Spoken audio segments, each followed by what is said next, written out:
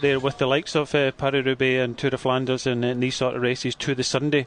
Most of the big events are at the week by any means, but Gent-Wevelgem is a great race, fantastic race, but they're just trying to kind of raise it up to the next levels. Willem's there for Liquigas, there, the Belgian rider, and what a crowd here, and they might see a bit more of a crowd here today, especially at the weekend. Daniele Benati just about to roll up to sign on. You can see the organisers here, just a little bit of a round. Francesco Chicchi, very, very popular rider is Francesco Chicchi. Just a little close up there of the glasses.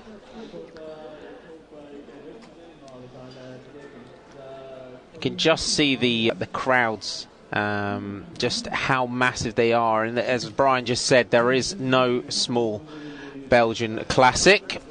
George Hincapie in his Stars and Stripes jersey, a former winner. I think that's one of the coolest kits I've seen in a long time, George Hincapie's kit there. Marcus Burkhardt, another former winner, just coming up to sign on. That's this BMC team, they're looking very, very good for this season, aren't they? Quite a lot of people were wondering, when you see Chavanel there, why Carol Evans and these riders were all joining. I think I've done, and they want to do their own thing. This is a rider here, Balan. He has got these races coming up. Former winner of Tour de Flanders, and up there in Paris-Roubaix. So he has to try and perform. He didn't really perform that well yesterday. He has to really perform today. And let's face it here. Can you remember Mathieu Breschot there won Droit d'Or Flandern in the week? Can you remember the last Belgian classic or semi-classic winner?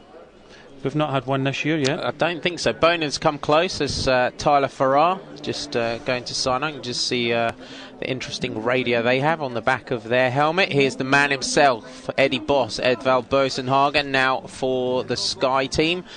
And I think Tom Bonan's second place yesterday. Looking at Saxo Bank, this is Juan Antonio Fleischer, a great season that he's having so far.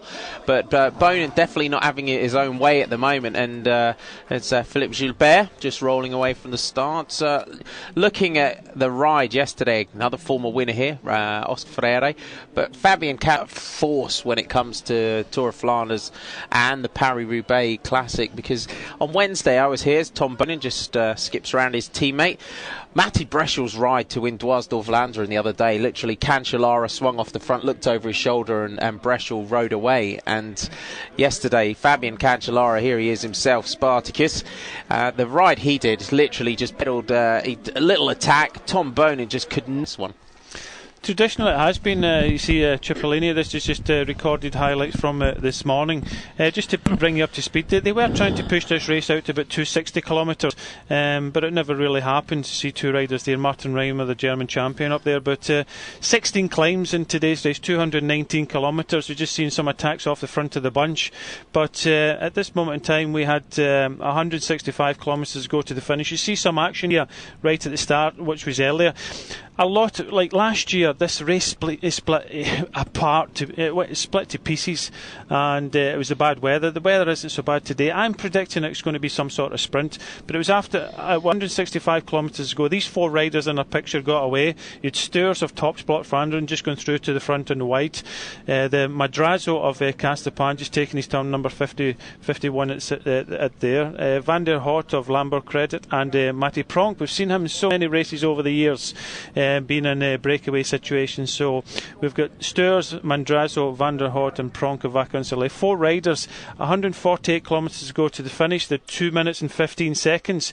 Just before we came on air, we've had a few crashes today. Nick Nuyens has climbed off already. One crash, just wanted to mention it yesterday, a former winner. As you see, Rabobank having problems, and this is part and parcel of these races in Belgium here. But as you see, Rabobank not having their own way at all. But Nuyens is not in there at the moment. So we have at this moment in time 105 kilometres to go. We've got the four riders. We've got a chase group at 1 minute, and we've got the Boonen group at 2 minutes. I mean, really, when you look at Matty Pronk, the Vacansoleil team, they really kind of exploded onto the scene, if you like. You got Madrazo, Steurs and Pronk, as Brian just said.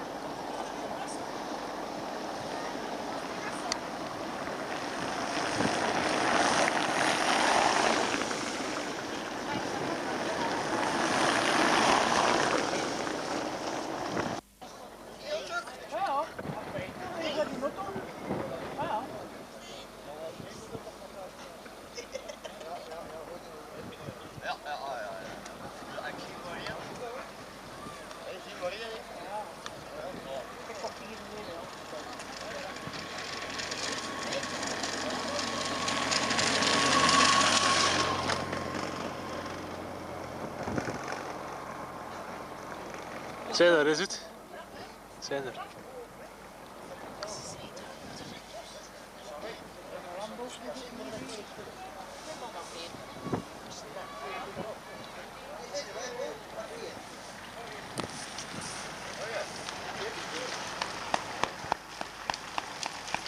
Kom maar.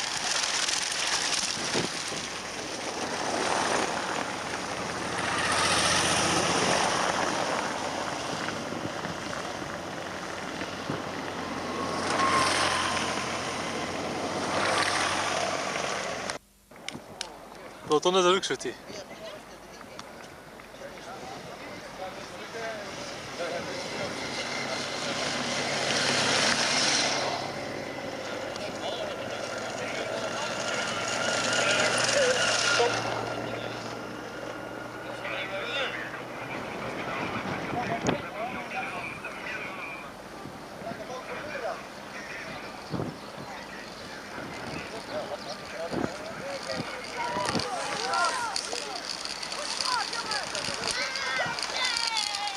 Kom maar, hè. Boom daar.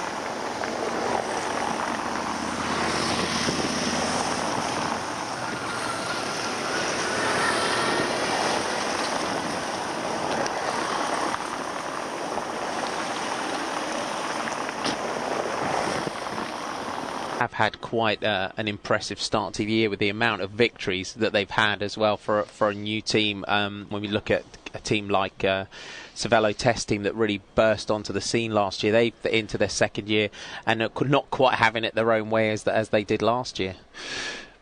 No, they're not. They've been picking off some wins here and there. I think that their biggest one is being with Flescher when he won head vault. Problems at the back here. But just looking, talking about what we were saying, you're saying Arvidsson at the back there, the Norwegian champion. Just look who's right at the back of the peloton, and that's Cancellara. And you can just see him. Boonen is out. I just said just before, these two riders had a hard race yesterday. They got capes in the back, and if the weather comes in, I can't see any of these guys finishing today. They've had a hard race tomorrow, and it's just the small roads, and one of these Cerveto riders just taken to the grass. But across the trench at the side there. I think what we were talking about when we just came on air, the classic, but for me, having been around and being close to riders that want to prepare for Roubaix, this was their race. It means now that going to Roubaix, guys like Boonen, unless they're doing Circuit de la Sarthe, they're going to have to find that. It was a 200+ kilometre preparation race for the Paris-Roubaix. So I think if when you look at Bonen's got his leg warmers on, yeah. I think in terms of trying to grab status, in history, and then you've got Liège-Bastogne-Liège. So I think what they're trying to do is Gent-Wevelgem is going away from that semi-classic. They're pushing it out, putting it to Sunday. Unfortunately, they had a hard E3. If E3 moves, then it puts Gent-Wevelgem as the main event, and what they're trying to do is push that as a kind of rival to the Tour of Flanders, really. And they want to push it up to the next level, because as you said, a lot of these riders use Gent-Wevelgem as a preparation race. But you see at the back here, they get Cancellara and Boonen just riding at the back, Boonen with his leg warmers and things like that.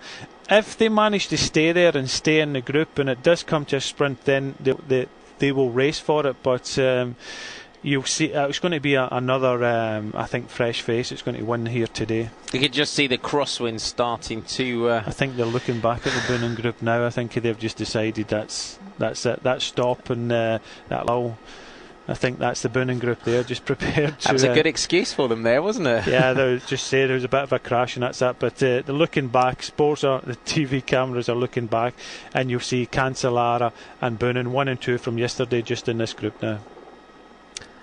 Gives them a good excuse to take their foot off the gas and ride in for a little bit. Tom Boning, you can see the posture. From the flatlands of Denmark, but can also go up some of these hills. Madrazo, Sturs and Pronk. You can just see Madrazo just looking ahead, looking up the road, seeing the climbs ahead. We saw him a little bit last year in some of the races that we've covered, but he's definitely looks like he's had a good winter in the gym. Onto the lower slopes of these climbs. That's the thing about the Belgian climbs, isn't it, Brian? The way they just swing off a main road, and we're on to the Katsberg now. Maximum gradient 15%, average is 7.3%, and it's 720 metres in length. I'm just looking at this camera shot. I think I've not seen this camera shot before. I think the person standing on the back of the bike. Could be. Because normally in the Belgian races they get right up in your face and really close, but these shots seem to be a wee bit different. Maybe they've got the camera on the back of the car, horse racing style. Mate Pronk just pedalling nicely here for Vacansoleil. And two teams you're in Belgium, you'd always expect Topsport Vlaanderen and Vacansoleil to be on the attack. Well, I think like anything, Vacansoleil have got big ambitions, and they want to get in all the major races, and the only way you can get into these major races and get these wild cards is by getting in the attacks. And I think they've done tremendous so far this year. They've had quite a few wins. They had a big win in the race over in Tour of Qatar. So they're really a rated team, and with Skill Shimano, the years have been the team that's the team that's been really aggressive, and Vacansoleil are in there as well. Topsport Vlaanderen.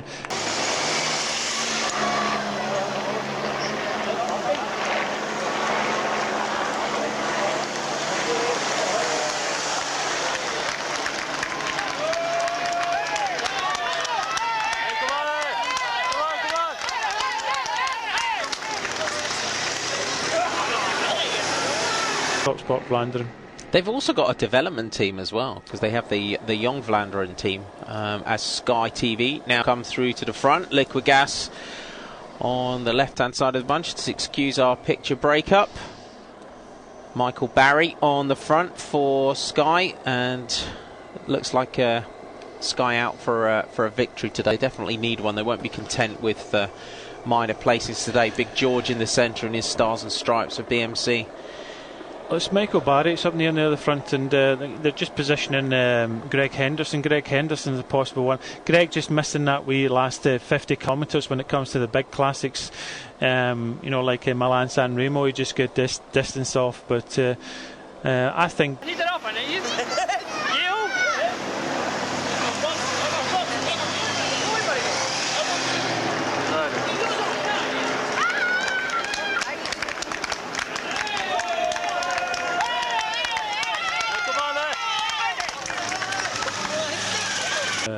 Greg Henderson is a good shout for today's stage today. Tom van den Hout of Landbouw Credit just dropping off the back. I said stage there, I mean the road race, stage of a lot of Belgian classics at the moment, and there's so many top races in Belgium, and what they're trying to do is, I think Gent-Wevelgem here is trying to position it as one of the main classics, but a lot of riders now coming up to the front. Hayden Ralston for HTC Columbia just on the right hand side, Josh Hincapie, the American champion, right in the middle, Greg Henderson for Sky, but a lot of riders now coming up to...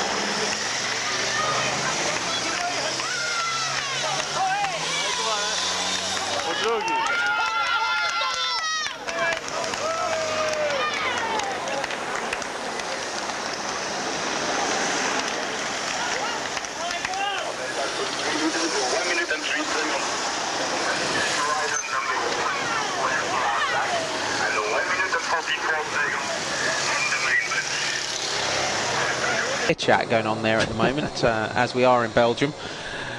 It's all about beer and frites. Over 400 and I think 20 beers, different beers. 420 different beers. Yeah. And Brian, have you sampled them all? No. You're an athlete. I was going to say that. 94k to go. 1 minute and 43 seconds is the time gap. We've just gone over the Katzberg. And we're heading towards Montenoir is the next climb. And then Molenberg. So names that we see all the time. But this is a race as well. If we think back a couple of years, this was...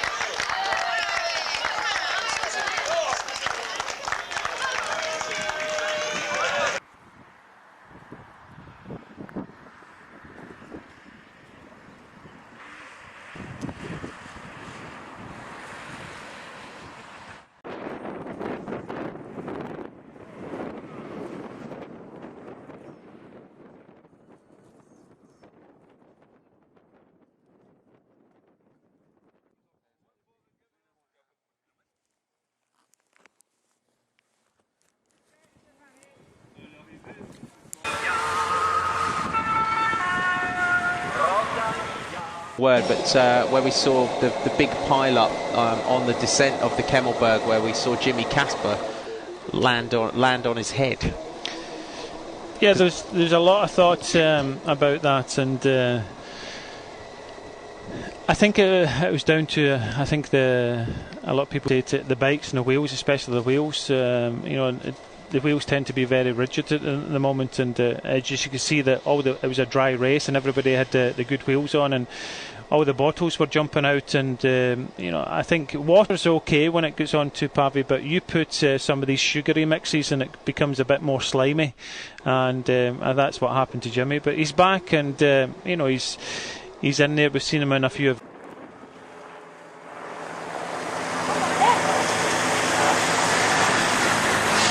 minimum of 8, high of 12 degrees C, and 46 and 53 if you like your temperatures in Fahrenheit. Philip Gilbert just coming through to the front. The riders just fueling up for the back end of the race. That's the when a race does go, especially well over the 200 kilometre mark, this is the most important thing, isn't it? Keeping the fuel level up. Well, I think it's very essential when we look at the amount of races these guys are doing as well. With yesterday's race, today's race, and it's all about how you recover. It's a lot of these riders could probably ride 200 kilometres in very little, but you have to keep eating. You have to keep replenishing, because there's a few hard races to come up, and it's all about.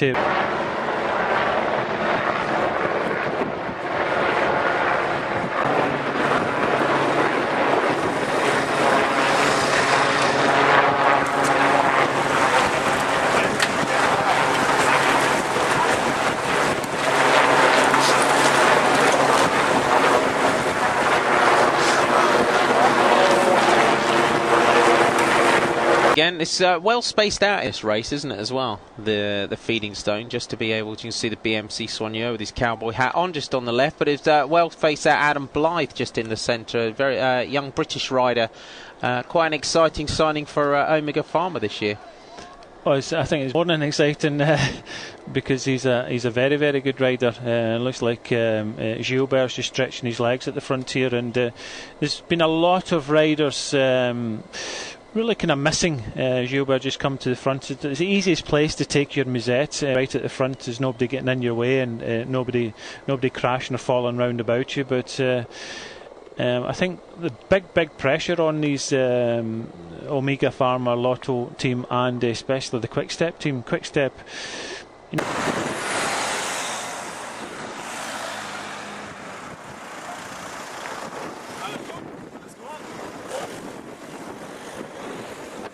centre, Gert Docks, the big man from Columbia HTC. That's a good way to see the race, isn't it? Bounce up and down on the trampoline. Yeah, we got a few followers. Big crash now, yeah. at the back. It's always said this is what happened when the Boone and Cancellara group Nobody really having any real problems with that Gustav Larsson for Saxo Bank there.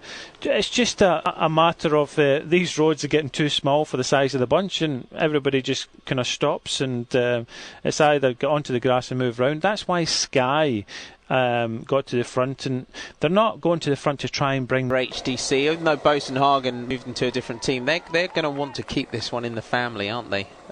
HTC Columbia. Today they're represented. They got Lars back, who we've got off the front, just about to make contact with the front group now. Lars back, and the very long knee warmers that he's got.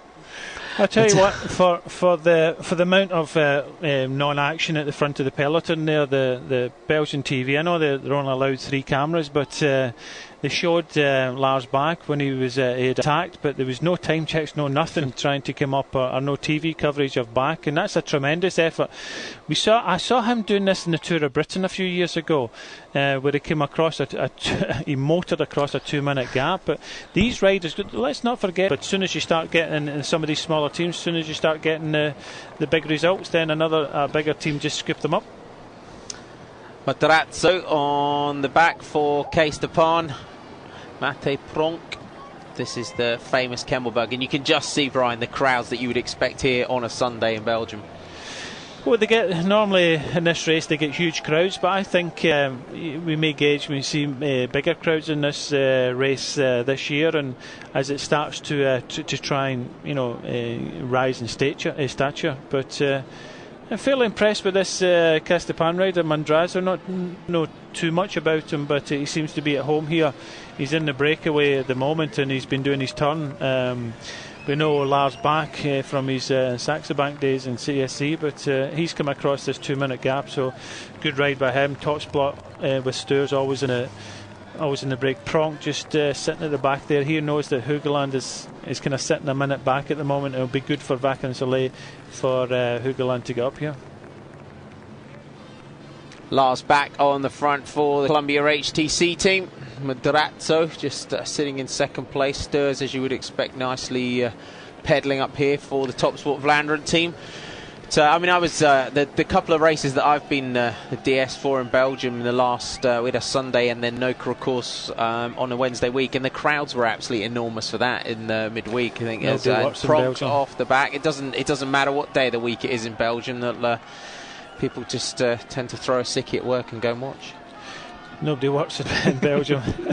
It's just what they're working is drinking beer. But it does look as if you got Hugeland now. They're on the climb with Curvers, and it does look now that we don't know the team's race radio, but maybe Pronk put out an SOS call to say that he was struggling in that front group, and that's why Hugeland has gone on the attack, because Pronk doesn't look as strong as he was earlier on today. So normally when Pronk gets in a breakaway, he's very, very strong. So it just goes to show you the communication between the riders. Shout has been out saying, look, I'm not feeling too good here. One of the other riders will have to go on the attack as some of the supporters try and hold up some beer there. Curve on the front for Skill Shimano on the climb of the Kemmelberg. Perez just about to get caught, swept up, and on the front looks like Luca Paolini of Acquia Saponi now putting the pressure on in the main bunch. Matty Heyman just coming up the outside. Graham Brown in third place, and Daniele Bernardi getting up there. Jürgen Rollins well through to the front. George Hincapie, Philippe Gilbert, so all looking good at the front of that group.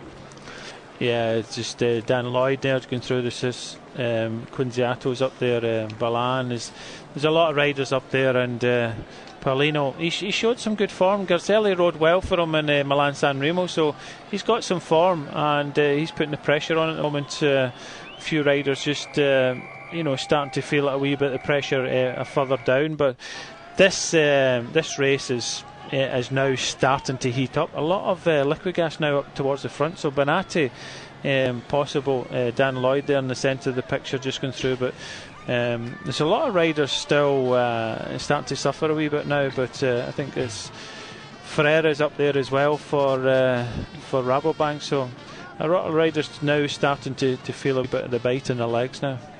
The Kemmelberg. Oh, here's Darovic again. He's not having a good day, is he? No, not a good day at all, and it's probably one of the worst because I don't know if the service cars come up here, so he's pretty much on his own. I'm sure he'll get some assistance. He's probably got the 12. I think he's look the days. He's such a versatile rider. He can climb, but he can also win a bunch kick when he needs to as well. Yeah, these are the efforts you don't really want to have to make. You know, that's what it's all about, positioning. If they'd have been nearer the front, because you know these riders are making these efforts now to come across on the flatter areas, and if they'd have made the effort on the Camembert to get a better position, I'm not to say they didn't, but they never got great position, and that's why they've been forced to make it now. But they're back into a kind of crosswind situation, and I think these two groups will come back together. Greg Henderson now pushing it out the front, but pressure now on, and if this maintains, then you know the group behind that second group in our picture is getting distance now. Oscar Freire once again just tucking it down in the centre of the bars. Another former winner, Sylvain Chavanel, just out on the outside of him. Philippe Gilbert is going to come through and do a big turn as well. Good to see Oscar Freire in the group, just looking back to see where Graham Brown is, also looking back to see where that little group behind is. Henderson is really, he's got to get up here for Sky, because he's the only man within any kind of striking distance of the front at the moment. I'm just looking back at the moment, Marty, and you've got the front group here of, not the front group, there's 3 riders still away, but in their picture at the moment, you've got the front group in the left here, and that's the Benatti group with most of Liquigas in, and then you've got a group, there's 3 groups in a picture, one guy just getting dropped at this moment as we're just caught, so we're all back together, so Bach, Steurs and Madrazo are now caught. So this is a front group at the moment with Daniel Benatti and Tyler Farrar, and it's really been pushed out at the moment, and you see a lot of the riders just hanging on at the back, but you've got a group just behind here with Gilbert in it and Frere, a lot of top riders in it, so these 3 groups could possibly come together before the next climb of the Camembert, but I think it might be over for what's left of the bunch now. This is it. It's a very, very select couple of groups now, but these guys, they've got to try and get on here fairly soon, Brian, because they're wasting so much energy sitting out there at the moment. Well, I said, you know, when we first came on, this looks as if it's going to be a decent size bunch finish, but by the looks of what Liquigas are doing, they're kind of ripping this race apart, and now it's up to, you know, some of these sprinters to try and come up. Greg Henderson comes through, and Gilbert is in this group, but there's another decent group just behind, trying to come up as well, but what's left of the bunch and what's left of the Cervelo test team I think there's a lot of teams missed out here, and this is the front group now. Front of the race was Matti Breschel as he comes through that corner. I think the others will get back on, because Breschel seems to be in here alone, and these groups just behind, I think they'll get back on, but they've been put through a hard chase. I think we've got quite a, I just saw another figure, one of the Saxo Bank teams in front. It did look like the figure of Matt Goss. It looked about the size of Matt Goss. Couldn't quite get a clearer view on who it was and where it was, but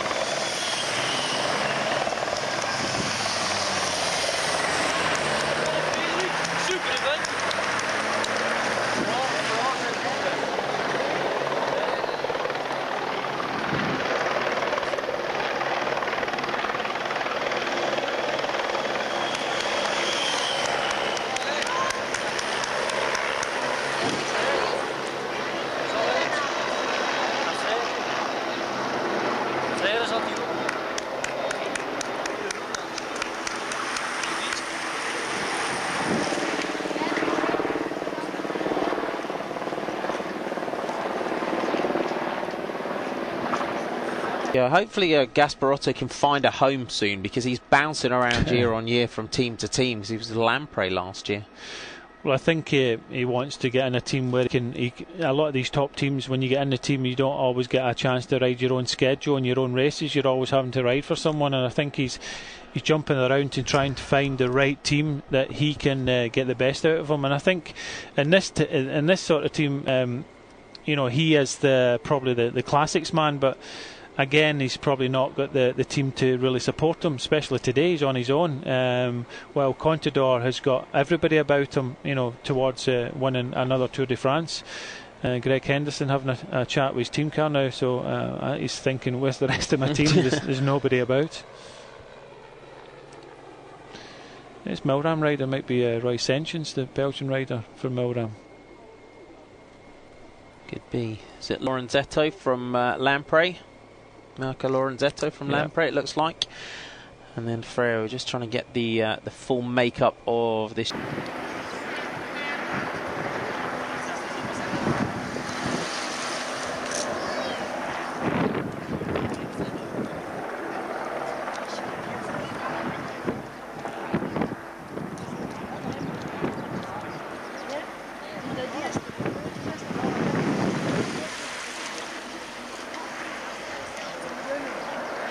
Back of this group now, but there's a few riders now looking to push this out. We're just seeing there's a couple of Saxo Bank in here, but it's Liquigas that's really taking it to everybody. Look at Perlini led up the Kemmelberg. He's now happy about riding, and I'm just looking to see who's in here at the moment. We've definitely got most of the Liquigas team. It's good to see them going on the attack.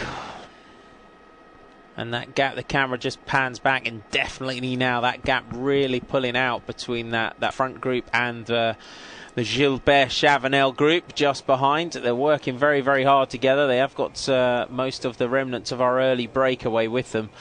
But Philippe Gilbert not going to be happy with this one. Henderson just looks back. Madrazo looks at his teammate as if to say, I've been out in front all day. I know. You're having a laugh. Curvers through to the front. I think he just got caught at the wrong time there, and no, that's Gilbert game over there. In a moment, 22 seconds. Yeah, 22 seconds. It's still bridgeable, and there's a group behind, and the Ferris there, he's probably the most experienced rider. He needs to, come on guys, get this going. These two groups look as if they could come together, but it's still not over. It's 63 kilometres to go. There's still this gap going up and up slightly, but Gilbert, a lot of riders have tired legs now, and just looking how many are here. The Liquigas train on the front, just sharing the bottles out. Mate Pronk definitely was riding sensibly at the front, wasn't he? Because as soon as he could hear that the gap was coming back, he just sat up, got back into this group to be able to help his two teammates, Bobby Traxel and Johnny Hugeland. Yeah, well, I'm not. Pronk has been a strong rider in the past, and we know that, and I think he was just starting to kind of suffer a wee bit, but now that he's got a job to do, instead of just sitting on a break and doing the town, now he's got a job to do.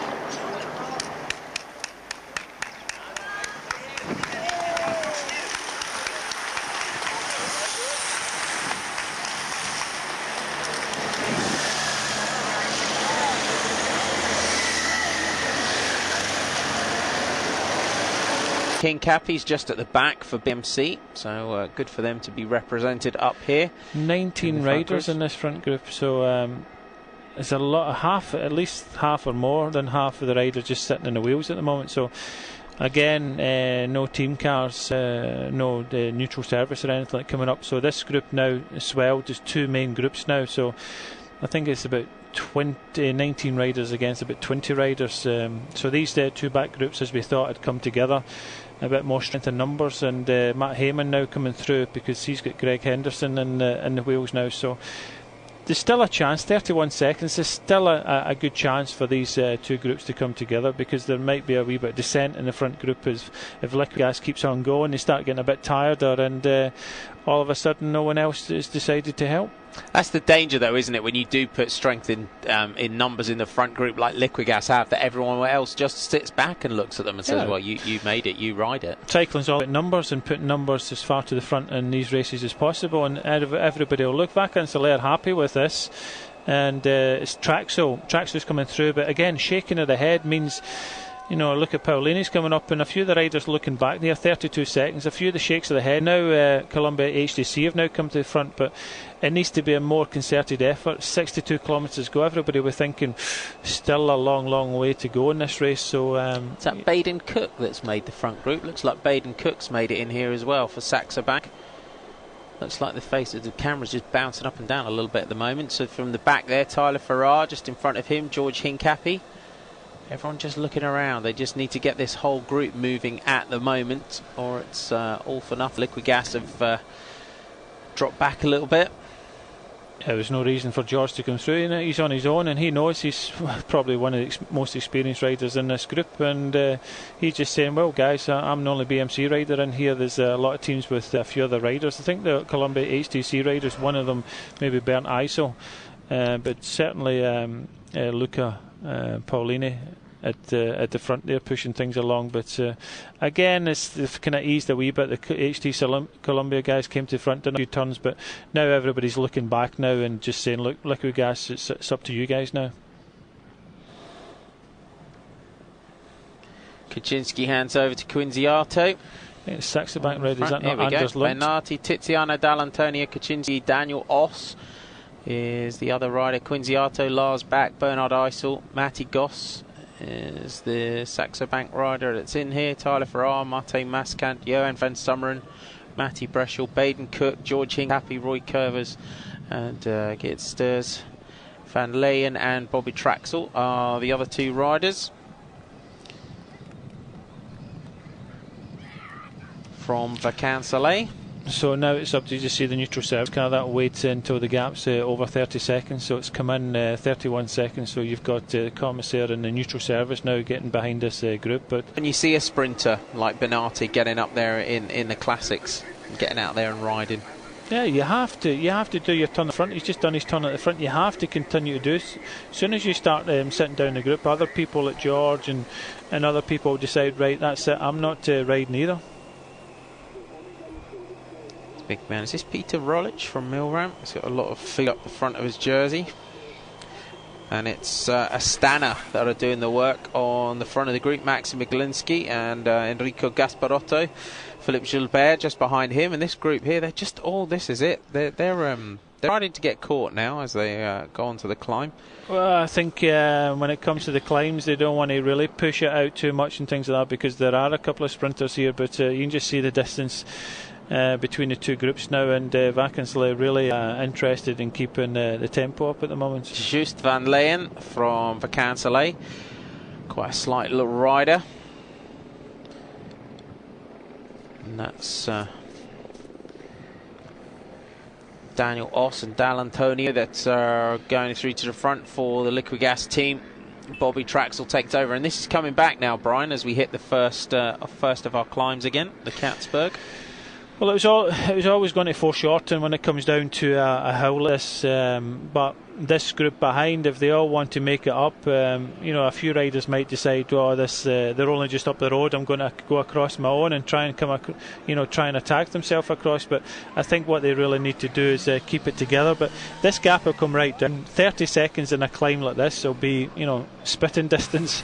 Gasparotto now makes his move out of the group again, followed by Philip Gilbert and Mirko Lorenzetto. Gasparotto, as Brian's just said, he'll see that group is just in front of him. He'll try and use this climb, and Gasparotto putting Philip Gilbert in difficulty. And as he said, he was climbing very, very well in Milan San Remo last week, and Gasparotto now makes his move to go after the group in front.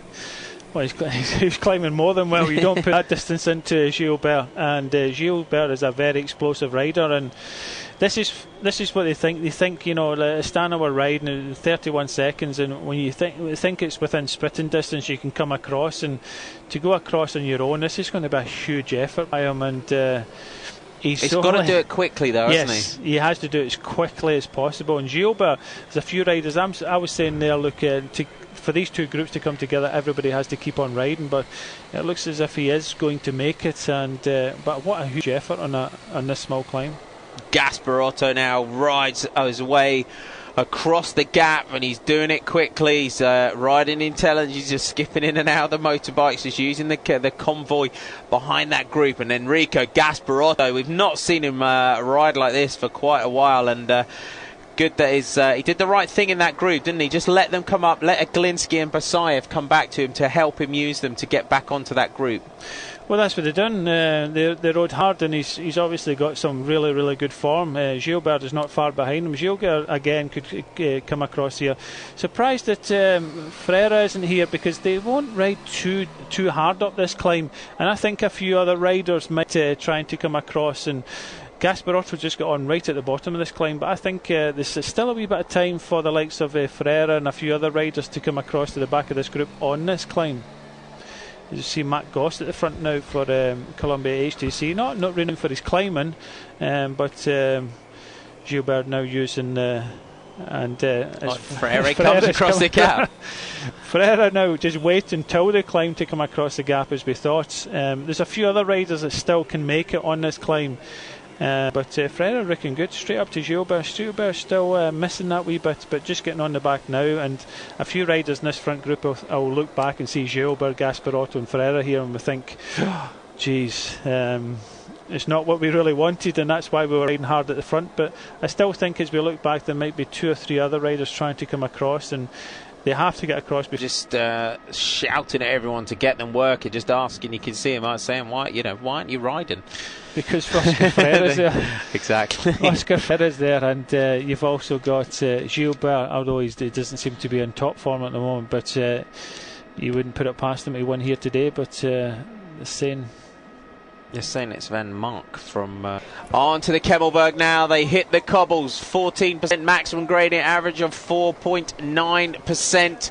Is anyone going to make their move? George Hincapie on the side here. You can just see pedalling nicely. Oscar Freire, what does he have in the legs today?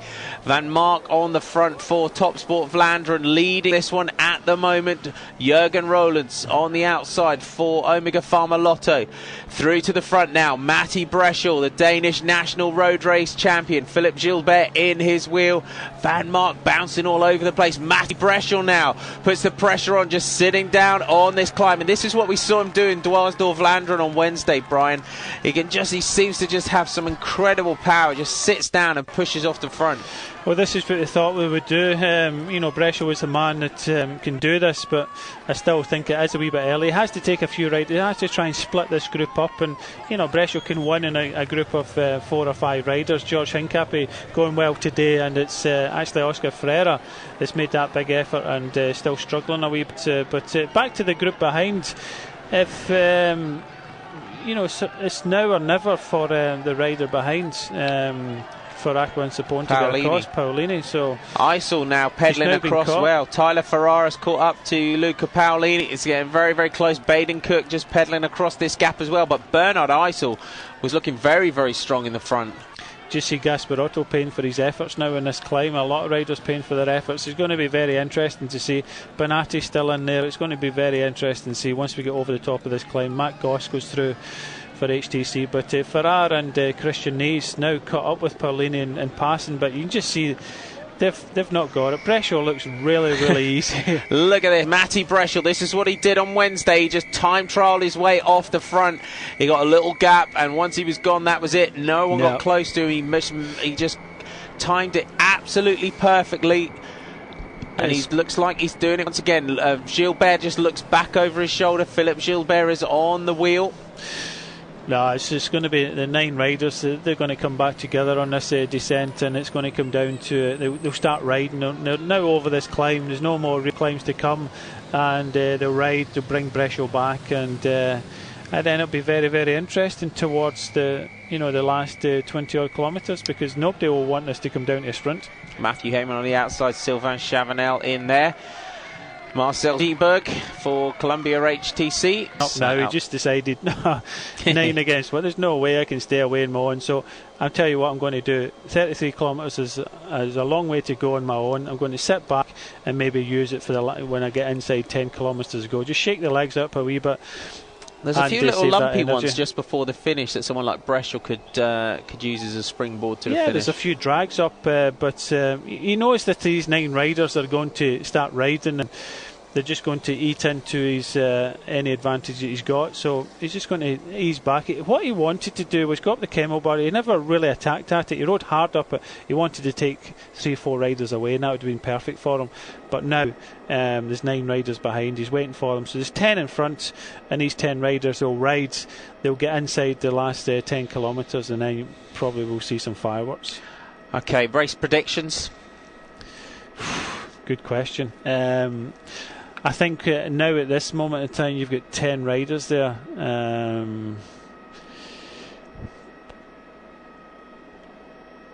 Give me a second. Okay. Looking down that group, I've got to make my prediction now. This is chasing group of 4: Tyler Farrar, Christian Knies, Baden Cook and Luca Paolini. They have 33 kilometres to try and get up to that lead group. 27 seconds is their time gap. To be a great climax to this year's Gent-Wevelgem Classic. 219 kilometres in total. Our lead group, and then we haven't seen if anyone. We've got 10 riders in the lead.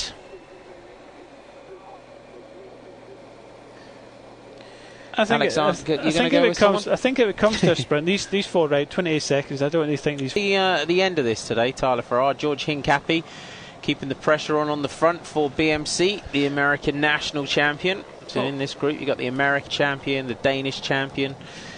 Oh, Baden Cook is not. He's going to sit in this group of 3. I know he's got a rider in front, and he is a sprinter, but again, it's he doesn't want to take Tyler Farrar up there, but I think if I was Baden Cook, you have to do a couple of turns and make a bit of an effort. But you can just see everybody now willing to go through and ride, except.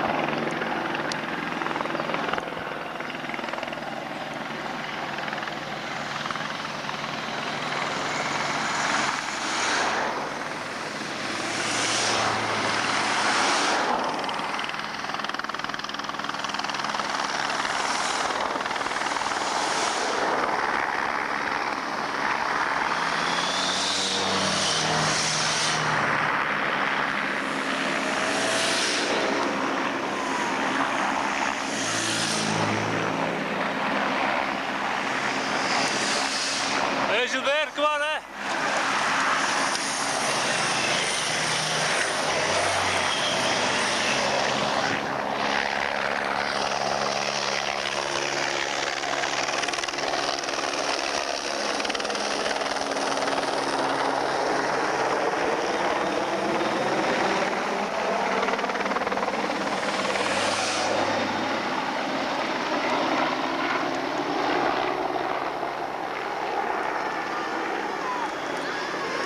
Hey, Bernhard!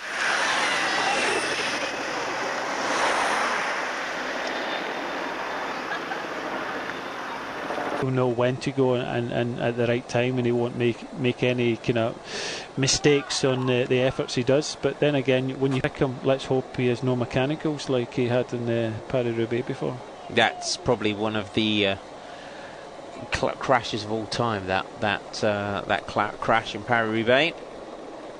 Let's see if George definitely coming on to some good form for the classics ahead. But I think Breschel, looking at Matty Breschel for things like the Tour of Flanders and as Paris-Roubaix as well, it's definitely he's stepped up. No, definitely. Tour of Flanders, where it is the strongest man that wins. There's so many climbs, and the climbs comes towards the end. But in this race, there's so much. There's almost 30 kilometres of these type of roads all the way to the finish, and.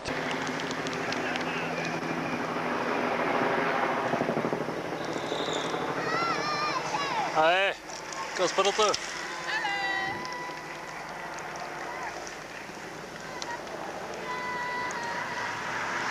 Bernhard.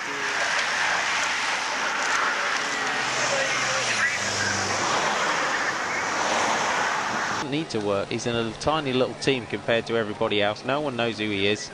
Just yeah, just sit on the back, save your legs, and that's what he's doing.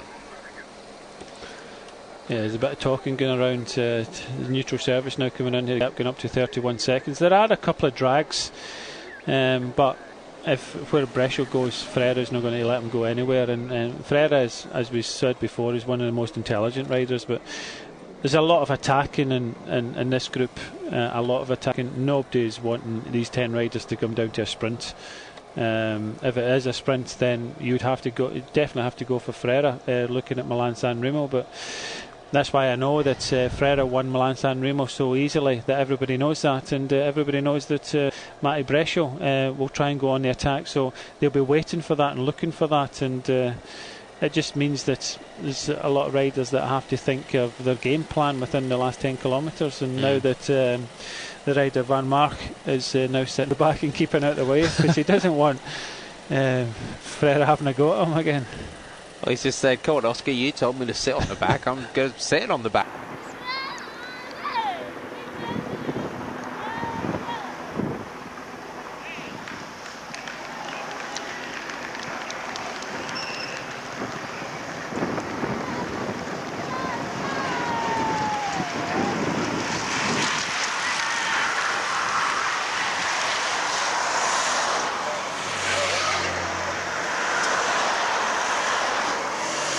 There are big pressure on them, any Belgians, to win these races, because from the start of the year, any of the semi-classics, the Belgians have not won any yet, so big pressure on.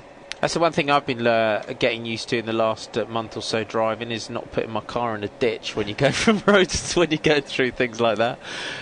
Typically Belgian crisscrossing the Belgian countryside. Luca Paolini through to the front. Christian Knies. He needs Baden Cook's just sitting on, and that's not going to help at all for these riders to come up. I know that you don't want it, because Paolini can sprint a bit, and so can Farrar, and I still think that I think if Baden Cook come up here, I think there's an outside chance, and it's always strength in numbers. Get another Saxo Bank rider up here to help Brescia out could help, because I'm not too sure at this distance that Farrar could. Hello! Come on, eh? So. No, I think Oscar knows that this guy is. He's raised his game today, and he's struggling a wee bit. That's why we came to a small drag there 25 kilometres ago. We came to a small drag there, and he kind of couldn't hold the wheel, and he told him, look, if you can't hold the wheel, just get to the back. This is a serious looking group, as you would expect at the front. The calm before the storm. Yes, it's just about to it's going to light up. 23 kilometres to go. Daniel Oss through to the front. Matty Brescia. I think my pick's looking good here today, Brian. Oh, he is. He does look the strongest in the race today. There's no doubt about it. But I don't think it's the running is hard enough for him to try and get away. Pressure is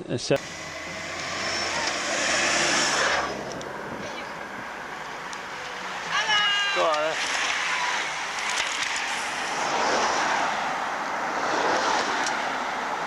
Farrar than just being a sprinter, and these are the days he needs. He's maturing, and his confidence is now coming up. With his sprinting last year, he has learned. But when you're a sprinter like that, you tend to sit back and wait for everybody to do the work and just come away with your sprint at the end. But now he's learning. Just let's see, Ferreira, he is here and things like that. If you want to win one of these classics or semi-classics of 200 kilometre odds, then you have to go out there and put your nose in the wind, and Ferrar's learning to do that, which I think is a good thing. It's 22 kilometres, 22 seconds. But again, this front group, they're going through the motions. They're waiting for the attacks to come, and they're not riding 100% at the moment. And just see Van Mark swinging on the back, having a can of Coca-Cola. Just do, and that's something that a lot of riders do use at the end of a race like this.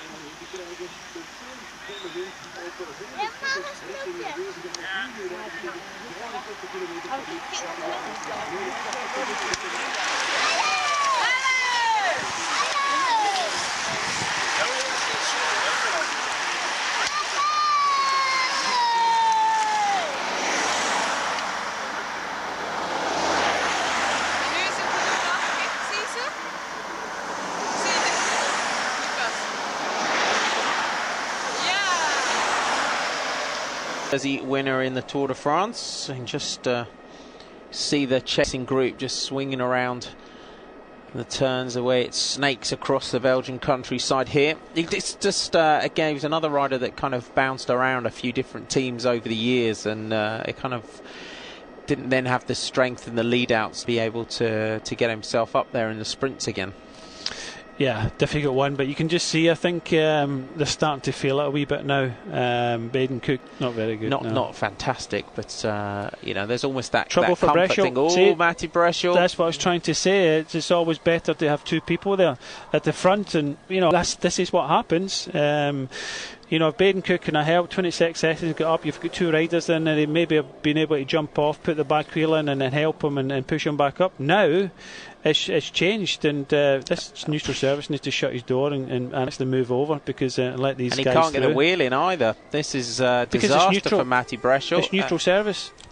Exactly. It takes a while, because we explain all the mechanics from each team will have they have the wheels set up as per the size of the frame of the team. When you go to neutral service such as this, the mechanic's got to get out and actually adjust it for the size of the bike that is in, because he'll have it unwound all the way, won't they? Because they all differ in width of dropouts. Well, there is an opportunity now. It's up to the guys in front.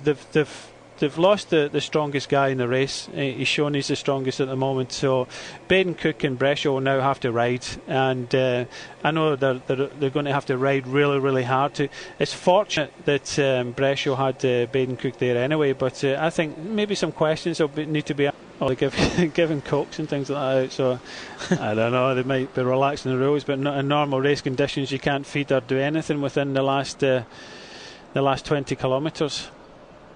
The guys need to keep concentrating. These cars coming up alongside and trying to give stuff out, the impetus goes away from the front of the group, and you just see them getting close to this 10 kilometres to go, and Ferreira needs to keep this going. He knows that he's got a couple of guys at the back that can get up here, but a wee bit descent at the back of this group now, and they're starting to now think about the finish. 13 kilometres to go. Oscar Freire just sits up, looks around, sees who's still in the group.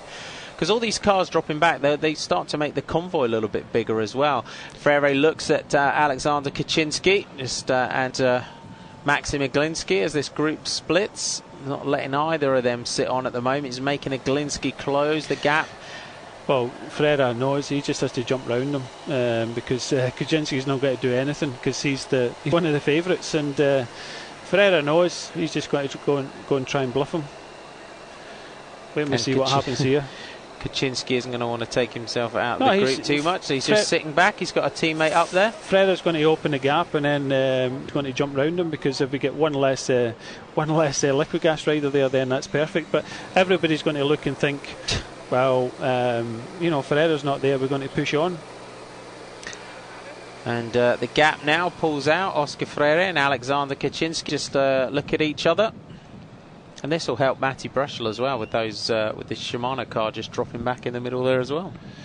Yeah, there's a few. Iglinski not quite getting on. Maxim Iglinski looks like the legs are starting to pull by him. Daniel Oss on the front, George Hincapie, Bernhard Eisel, Jurgen Rollins, Philippe Gilbert, and Van Mark. Good ride by Van Mark from Top Sport Vlaanderen to keep himself up here. I tell you, Ferreira's just sat up here, and I don't know if Ferreira's kind of counting on things. He's looking behind here, and he's going to sit up, and Brechel's trying to get up here. There's no way that he's thinking, right, trying to grimace and go through to the front, but Rollins can sprint we know of, and having two in here, then the onus is on them to produce the results. But the gap looks as if it's going up now. At this stage of the race, it's very, very difficult. 29 seconds with 8 kilometres to go. Iglinski is still in no man's land there, but again, Breschel missing out. that puncture for Matti Breschel, and there'll be some questioning of the Saxo Bank tactics after this one. But still, Baden Cook, for me, Baden Cook's completely dispensable in this race. He should have just absolutely, while they had that opportunity, absolutely just buried himself into oblivion to try and get Breschel close enough, but he's been trying to get that group to work. Well, it's always one of these questions that you're going to ask, should I ride or shouldn't I ride? Baden Cook, if he'd have ridden, then he would have got up there, and if Breschel had a problem, jump off, change the wheel, and who knows, if there would have been a quicker change, Breschel could have got back. Especially with the cars being there, because you've got to remember that if they'd have closed up, all the race convoy would have been there. So a quick change, bang, there you go, straight back up to the front and back into the front race again. So it's also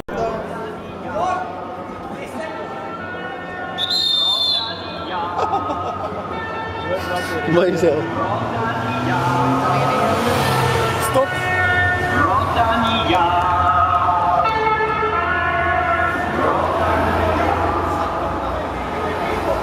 Ja, maar hier wil niks met. Doe dat naast.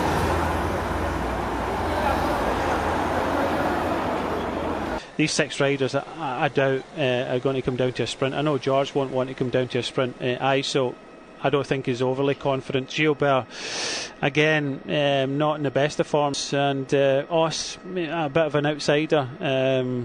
You've got to remember Van Mark is, totally adrenaline junkie at the moment. He's thinking, there's an opportunity here. Rollins is possibly, I would say, maybe one of the fastest sprinters, and still a young, learning sort of rider, but he's certainly got probably the fastest in this group of 6 at the moment. Daniel Os just sitting on the back. You just saw the overhead shot of Bernhard Eisel just stretching out his back, just getting himself lined up, getting himself loosened up for the finish. Eisel leads out of the turn. 6 kilometres to go.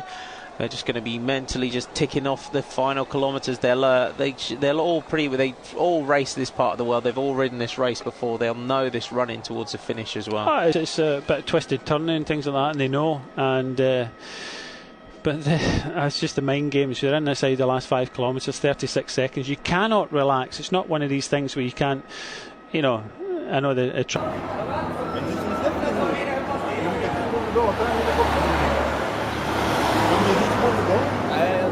Ja, we kunnen nog eens zien dan. Kijk. Ja, die heb ik gezien. Maar is toch heel... Ik heb dat fantastisch iets van dingen. Ja, nee. Hoe kan er al?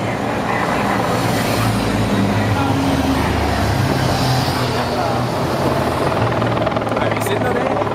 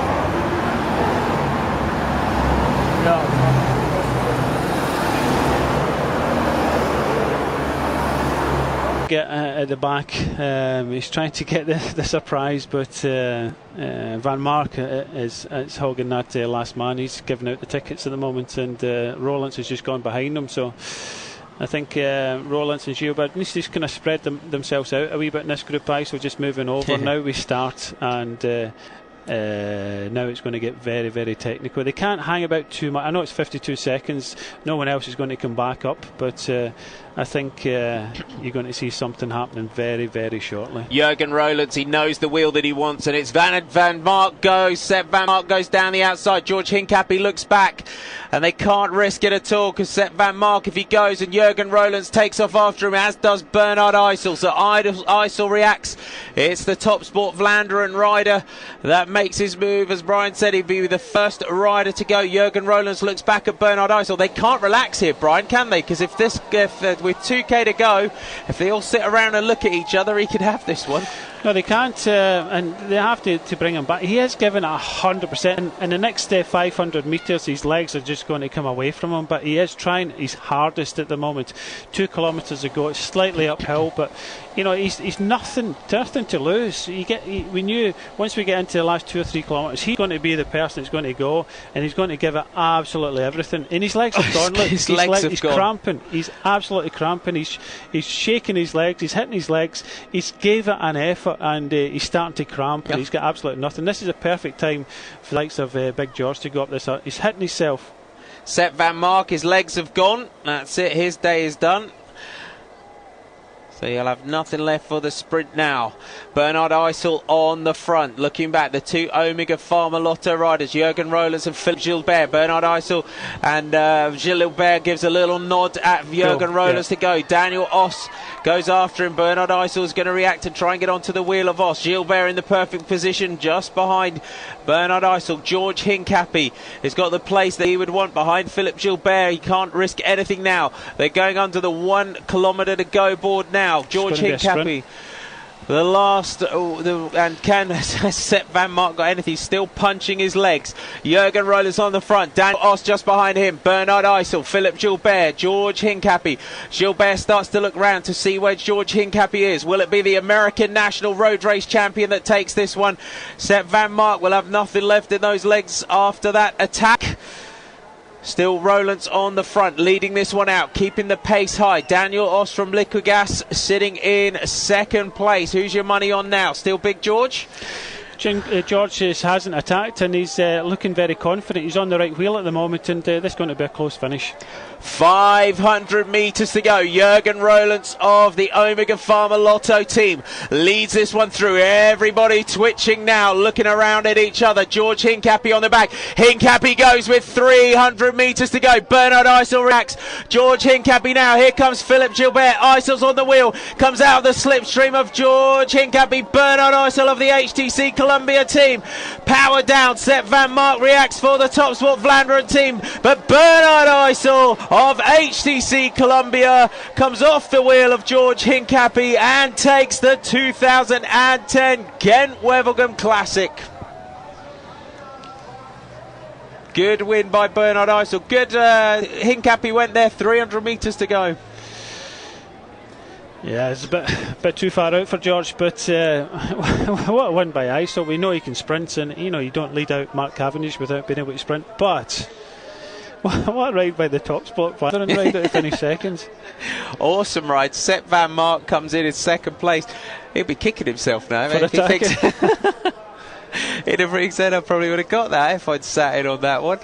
Good ride, great result by Top Sport Vlaanderen. But for that team, it's Maxim Glinski comes across the line now. 50, just over the minute down for Maxim Glinski, and shame for for the Saxo Bank team, but that's racing as Matty Breschel leads it in from Tyler Farrar. Yeah, I was a bit surprised with George. He obviously not had a lot left in his leg. I thought he would have a go. And I thought he's waiting for a sprint, because that's what George used to be able to do. He used to be able to sprint, so I thought, right, he's sitting back and maybe possibly waiting for a sprint because he feels confident, because after the hard race like that, it's just about strength really than anything. But I think that's what washed away and just took it over and sprinted himself. That's some of the Greg Henderson just come through there. 3:33 down. That might be the difference now this year, with a little bit more freedom in the HTC Columbia team. That guys like Eisel get more of an opportunity to ride now that some guys like Bosenhagen have gone, etc., and Berghardt's gone. Well, normally you'd have to ride for Cavendish today if he'd been riding, so Podium. That puts himself up with some of the other classics ahead, though, as well. Eisel, congratulations. First of all, explain your sprint. Oh, I mean, it was such a tough race. We did a reconnaissance of the parcours yesterday, and I was sure it's going to be really, really hard at the end. And when Breschel had a puncture and we dropped Oscar Freire in the crosswind when I started the crosswind, I was like, okay, now I have a chance to win, because Oscar was really strong, the pressure was flying. So I was like, no, this is the chance you have to take it, because probably it's the last time you get it. And yeah, I waited and waited, put it Os in front of me, because he was probably the fastest in my group and next to me, and yeah, I just stayed on each wheel and then looked back between my legs, and I saw George coming, George Hinckley, and yeah, I was really going well, so I just passed him straight away when he went through. And then I looked up and I was like, oh, that's going to be a long way for you, Bernie. How important is this win for you up until now in your career? Oh, it's the biggest win ever. I mean, I have two to the Swiss stages and some really good other results, but Gent-Wevelgem. I never liked this race, sorry to say, but it was never ever my favorite race. I always was struggling here. It's the second time I finished this race in like 9 editions. So one time I was in the first 10, and this year I won. So probably it suits me, but it's just we never got a really good relationship before, but probably it's a big love now. And gold. Thank you. Congratulations. Thank you.